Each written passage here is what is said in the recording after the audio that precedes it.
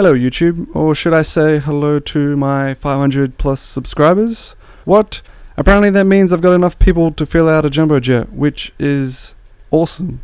Although I kind of wished I owned a jumbo jet, but then again, I imagine the costs of owning one would be like owning a boat, and it would just be a really poor investment choice in the end, so then I'd regret it. Maybe not then. Anyways, the point of this video is a little bit different than my others, and by that I mean totally different, since it's not really a video essay. Part of me even wasn't sure I should make such a video because it's not exactly the most original video to make, plus it kind of feels like a cash grab for views, even though I'm not at all at a point where I can make money off this channel. Yet. Nevertheless, I can still see legitimate reasons for why people make these types of videos, because if I was a subscriber, I'm invested to some extent with this person's channel, and while I might have subscribed to watch certain types of videos, I'd still be inclined to know what's going on. So without going off on more of a tangent, what is going on with this channel?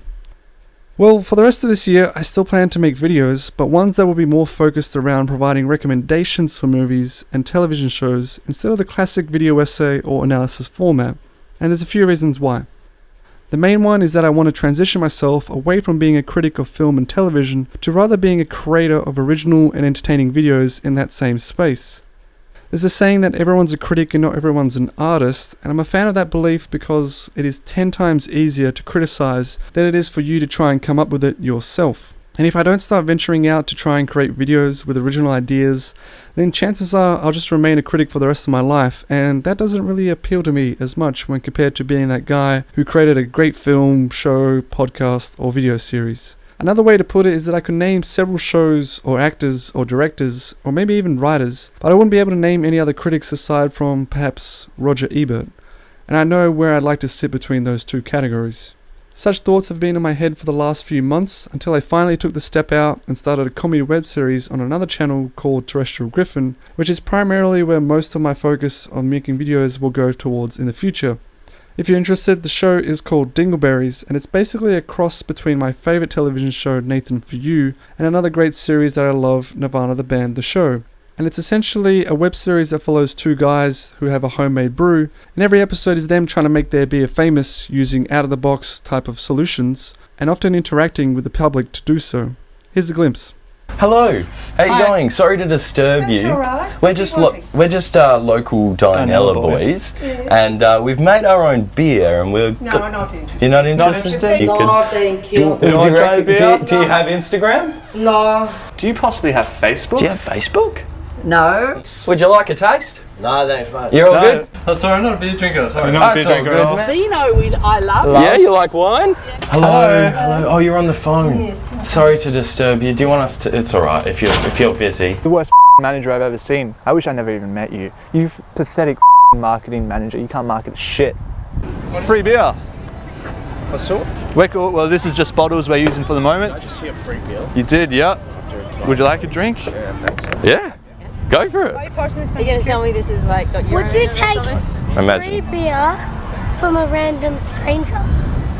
Although not exclusive to what that channel is going to entirely be about, because I would love to do other types of videos like sketches or parodies, the filmmaking side of it will be the main focus. But first, I actually need to build an audience, otherwise there's not much point in me investing a lot of time to make short films that, to simply put it, nobody's going to watch. The second reason is that video essays and analyses take up an enormous amount of time to research, record, edit, re-record, re-edit, research more, that I would just want to use such time on other projects for the reasons that I mentioned previously. And part of that is also realizing that making video essays is not really economically viable unless I could really do it full time. And while I'm not saying I only want to do videos that will eventually make me money, the ability to earn an income is still important to me, and unless I was at a point where I was equivalent to, say, the level of nerd writer, I don't know if making video essays would really be that economically viable.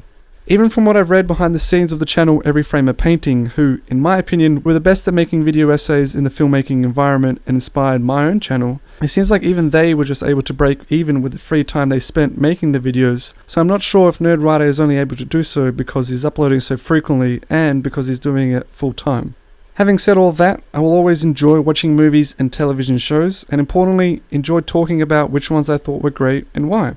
You may have noticed I've been including a link to a movie review website called We Review You Watch at the end of my recent videos, which is a site that I started almost a year ago now, and if you couldn't guess by how meta the title is, on the site you'll find articles where it's essentially just that, talking about movies that I thought were great, along with discussing other ones that I thought, well, weren't so great.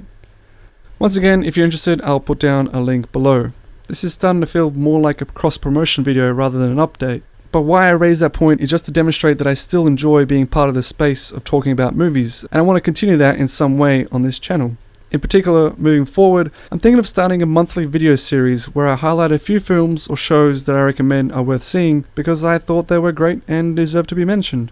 When I started this channel, I had the intention of focusing on things that I thought were good and wanted to bring others' attention to such things as opposed to criticizing why they were bad, which is something that I feel a lot of YouTubers in the movie discussion business do, like, a lot. Let me add that I'm not saying these videos are bad or the people that make them are bad, because I literally follow and subscribe to a channel called Your Movie Sucks, not only because I enjoy how he deconstructs why a movie is bad, but also because he recommends a lot of great films to the point where most of my tastes in movies are in line with his opinions, which I actually think are quite logical. Not to mention that I still enjoy tearing into and explaining why I think a movie is bad, but at the end of last year I decided I wanted to use my time more efficiently by primarily watching films that I knew or at least thought were going to be great, rather than waste what limited spare time I had on things that in all honesty weren't going to be worth my time. Hopefully you guys might feel the same, because even though there's so many movies and shows out there, with a good chunk that I actually think, to be frank, are just absolute there's also quite a few great ones that are generally worth talking about and highlighting at why they're setting the example for the rest to follow. I'm not ruling out the possibility of me making a video on a film that I found particularly bad or just really wanted to talk about because of how terrible it was, but for the most part I want to stick to discussing films that I actually really enjoyed. Maybe I might even call the series The Good, The Great and The Amazing. I don't know, it's kind of a working title. So there you go. I'm not sure when the next video will be out because, like I said, I'll be spending more of my time on the other channel amongst a few other projects that I'm working on, but I like to think a monthly wrap-up video of all the films that I've seen and suggest you also watch could be worthwhile and manageable to do, but we'll see how we go. Back in December last year, I originally began planning a video that dived into all of the details and hidden messages of the film Under the Silver Lake because, apart from thinking it was a fantastic film, I also thought it was one of the most detailed movies I had ever seen, and started reading into theories on the subreddit, writing down notes, and rewatching the film frame by frame to make a video that encapsulated all of the codes that I could find in the film. Unfortunately, that film is incredibly dense with hidden codes, so much to the point that I began to feel like it was out of the scale for just me alone to discover. Similar to how I see the Gizverse, I started to realize, or rather I believed, it would take a sizable amount of dedicated fans to scan through each of its messages to decrypt it completely. But there's always the possibility of me getting around to uploading what notes I do have on it, because I still feel like there's a few notable ideas that I haven't seen on the subreddit thus far.